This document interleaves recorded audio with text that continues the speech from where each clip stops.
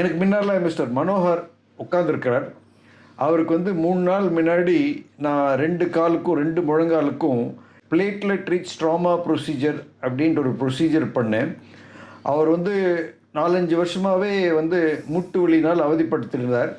அதனால் இப்போது அவர்கிட்டருந்தே இப்போ கேட்கலாம், அவருக்கு என்ன தொந்தரவு, எப்படி இந்த மூட்டு வலி வந்தது, என்னெல்லாம் வேறு உபாதைகள் இருந்தது, இந்த ப்ரொசீஜருக்காக ஏன் அவர் இந்த ப்ரொசீஜர் மட்டும்தான் சூஸ் பண்ணார், வேறு எதையும் சூஸ் பண்ணல, அப்படி என்ன காரணங்கள் இருந்தது, எல்லாமே வந்து இப்போது அவர்கிட்டேருந்து நம்ம கேட்டு தெரிஞ்சுப்போம். வணக்கம் மிஸ்டர் மனோகர். வணக்கம் சார். எப்படி? என்னுடைய பேர் மனோகரன். என்னுடைய நேட்டிவ் திருச்சிராப்பள்ளி. என்னுடைய டாக்டர் வந்து இதை வந்து பார்த்துட்டு எனக்கு ரெக்கமெண்ட் பண்ணியிருந்தாங்க. யூஎஸில் இருக்காங்க அவங்க இதை வந்து பண்ணலாமா அப்படின்னு என்கிட்ட என் ஒய்ஃப்கிட்ட கேட்டாங்க. உடனே என் ஃப்ரெண்டு இங்கே இருந்ததால் ராமமூர்த்தி, அவர்கிட்ட விசாரிக்க சொல்லி எல்லாம் இது பண்ணேன். அவர் உடனே உங்களை வந்து பார்த்து எனக்கு எல்லாத்தையும் ரெடி பண்ணி கொடுத்தாரு. நான் அங்கே டீச்சர்லேருந்து வந்து காமிச்சிட்டு 2 காலுக்கு எதை எழுதி கொடுத்தாரு. எம்ஆர்ஐ தானே சார்? எம்ஆர்ஐ எழுதி கொடுத்தாங்க. அது 2 கொடுத்துட்டு போயிட்டேன். அப்புறம் 2 டேஸ் கழித்து வந்து 2ஆம் தேதி வந்து அட்மிட் ஆனேன். 3ஆம் தேதி காலையில் 5 o'clock வர சொல்லியிருந்தாங்க. எனக்கு 9:30க்கெலாம் ஆரம்பித்தாங்க. ஒரு 3 போன வாரில் போயிடலான்னு சொல்லிட்டாங்க. ஆனால் நான் போகலை. எனக்கு இங்கே இருந்தேன். அப்புறம் கடைசியில் நீங்கள் இருந்துட்டு பார்த்துட்டு போகணும். எனக்கு இது மட்டும் இல்லை, வேறு ப்ராப்ளம் இருக்குது. 2000 நான் ஒரு மொத்தம் 18 ட்ரிப்பு தேட்டருக்கு போயிட்டு வந்திருக்கேன். ஆப்ரேஷன் தேட்டருக்கு 18 தேட்டருக்கு இல்லை, ஆப்ரேஷன் தேட்டருக்கு 18 ட்ரிப்பு போயிட்டு வந்திருக்கேன். மொத்தம் 2000 ஆக்சிடென்ட் நடந்து மொத்தம் இந்த காலே மொத்தம் இப்போ 4 ட்ரிப்பு ஓப்பன் பண்ணி இது 5வது ட்ரிப்பு. ஓப்பன் பண்ணலை, பட்டு காலில் வேலை பார்த்துருக்குது 5வது முறை, 5th டைம் இது.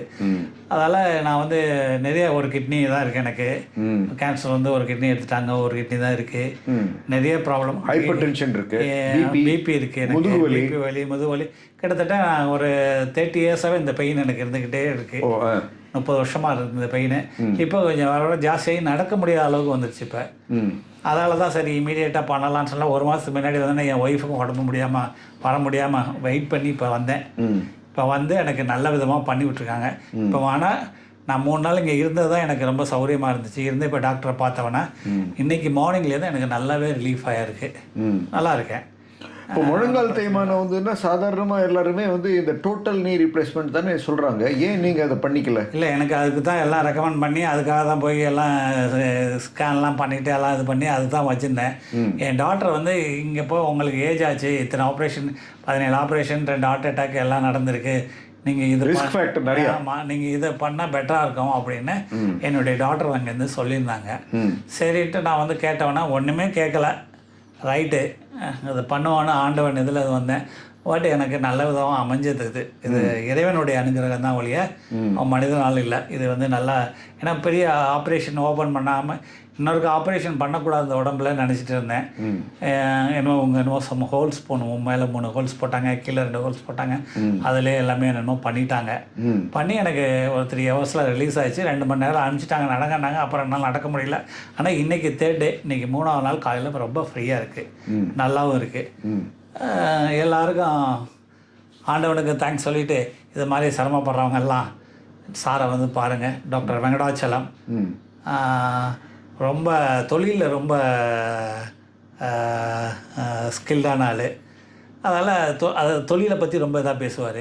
அதனால் நீங்கள் வந்து பாருங்கள், செஞ்சு இவர்கிட்ட நல்லா பண்ணிக்கலாம். இது மாதிரி ஆப்ரேஷன் பண்ணி மாற்றுறதுக்கு பொதுவாக இதை செஞ்சுக்கலாங்கிற மாதிரி எனக்கு தோணுது.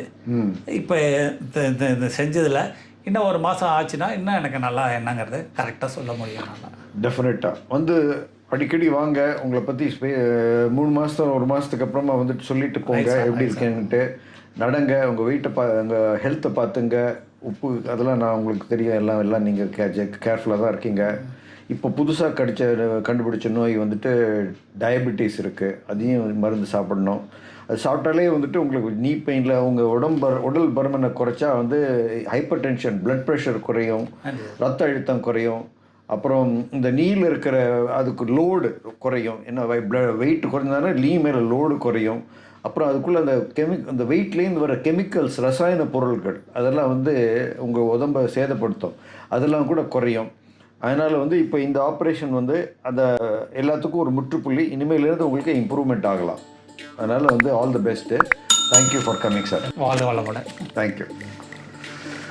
வாழ்த்துக்கள் சார். தேங்க்யூ.